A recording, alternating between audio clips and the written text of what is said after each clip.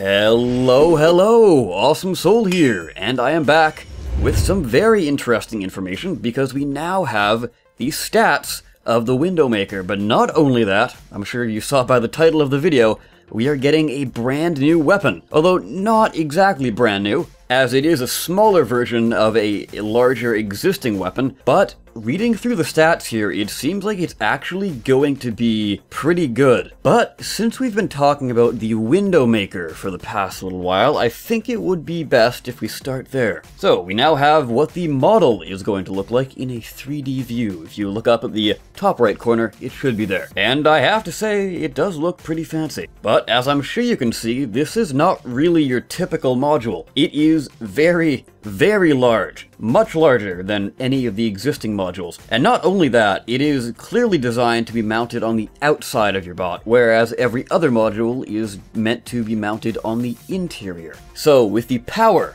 of Photoshop, I have deduced that this thing is actually pretty damn wide. As you can see up in the corner, the base is 3x3, but each of the radar dishes stick out about 3 additional blocks on either side. So that means in total, this module is 9 blocks wide. Hopefully it actually is exactly 9 blocks and not like 9.2 or something like some other parts where they kind of just barely take up another cube, because 9 blocks already is pretty damn large, especially for a module, and especially for something that is only, wait for it, 150 CPU. Yes, this is a module that is not in the 300 range. I know some modules are slightly under 300, but this is far and below 300. Half of 300, in fact. So I guess they have kind of heard the community's cries for lower CPU modules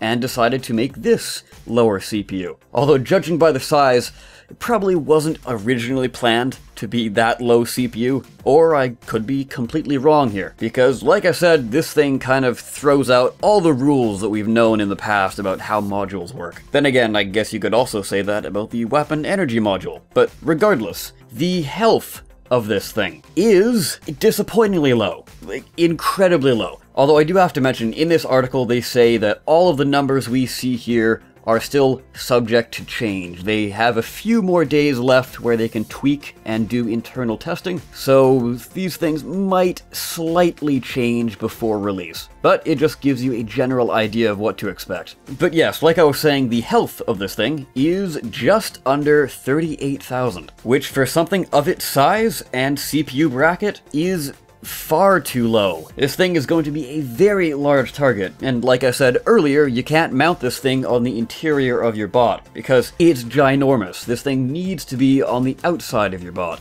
So you would think that because of that, they would give this thing an additional set of bonus armor. No, for some reason they've decided to go with the same sort of CPU to health ratio as the other modules. But again, all of those modules can be protected by a layer of cubes or electroplates or what have you. This thing does not have that luxury, so FreeJam, if you're listening, perhaps increase the health, pretty please? That would be nice. Anyways, as far as cooldown goes, it stays exactly the same as they discussed in the live stream, which is what I covered in the last video. It of course is still the 1 minute cooldown, but the effect duration has changed. In the live stream, they said 10 seconds, the hologram effect will remain active. Of course, if you're just tuning in to how the WindowMaker works, it works by revealing all the enemies on the map and showing them in sort of a holographic fashion, so you can kind of see them through walls, essentially. But yeah, they said 10 seconds in the live stream, but here they say 5 seconds, which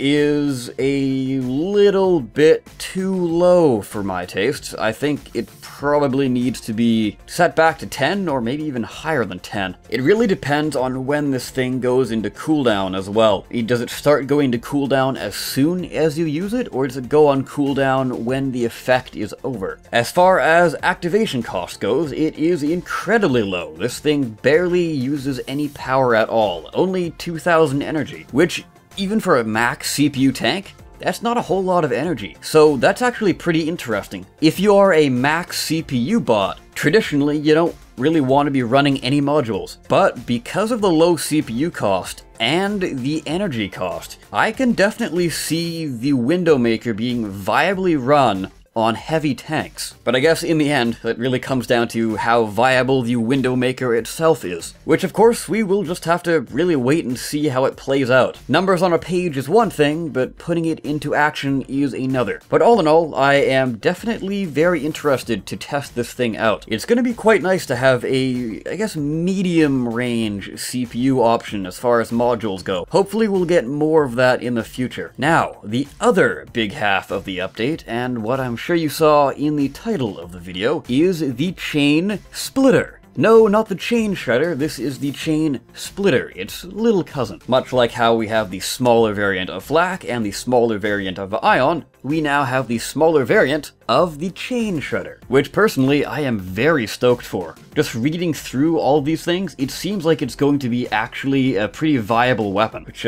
can't really be said about the smaller ion. But yes, what I like about the stat distribution of this is that it very closely follows the same style, for a lack of a better word, of the flak family. So you've got the larger flak, and then you've got the smaller flak that deal the exact same bullet damage, but the main difference is, of course, if you go for the smaller flak, you're getting a much smaller hitbox, but at the cost of a slower maximum fire rate, which the chain splitter seems to be following in the footsteps of, which is absolutely how FreeJam should be doing their weapons in the future. Hopefully they can rework the ion family of weapons to follow the same thing. But anyways, a little ramble aside, let's get into the stats here. The name, of course, is the chain splitter, which I do like. The classification, which is kind of interesting, it is classified as a rare weapon. Not an epic weapon, like you would expect, but it is a rare weapon. The CPU is 165. The health of it is just over 74,000, which is pretty good because this means it can actually survive a rail shot from an eraser. The damage per hit and damage per second is exactly the same as the chain shredder, as I said before. The maximum fire rate count, aka the nominal count, is 4 guns. So if you want to get the full fire rate of this thing, you will need to strap on 4 of them. Although I'm sure you're aware by how the regular chain shredder works, you can viably run just a single chain shredder and you will be doing some pretty serious damage. Going for the full nominal count only really gives you a little bit of a bonus here. And it definitely seems like the chain splitter will be following that same idea. The maximum fire rate is 19.5 per second, which is only 5% slower than the maximum fire rate of the regular chain shredder. Whereas the single gun fire rate is 13.33 per second, which is 14%